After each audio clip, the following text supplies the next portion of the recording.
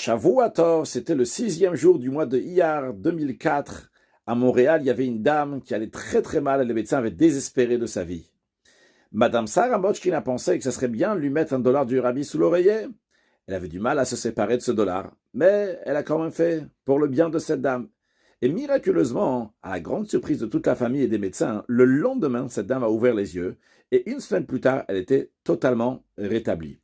Madame Sarah Mochkin a écrit une lettre au rabbi pour le remercier qu'elle a pu prendre part à ce grand miracle, qu'elle était l'émissaire du rabbi pour faire ce miracle.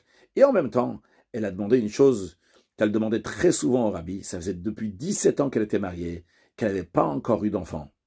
Et elle a mis ça dans Igrot Kodesh, dans les lettres de correspondance du rabbi. Et dans le volume 18, là-bas, c'était écrit que c'est étonnant qu'elle me redemande encore une fois et encore une fois qu'il faut qu'elle fasse confiance au Rofé Kolbassar, au Maflilas, c'est à Dieu qui peut tout faire, en notre mot, qu'ils vont avoir un enfant.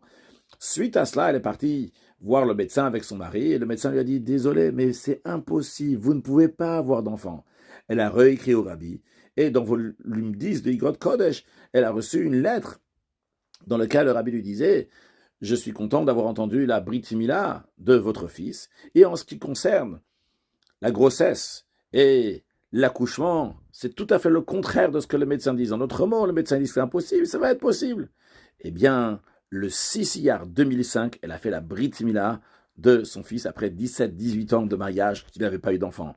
On voit ici la force du rabbi, mais aussi la force du don de soi, de se détacher de quelque chose qui nous touche fortement, $1 du rabbi pour aider un autre juif. Ça amène plein de brachot, de bénédictions. Il faut se donner pour faire quelque chose d'autre pour un autre. Et par cela, accueillir Mashiach now, Shavuot Tov.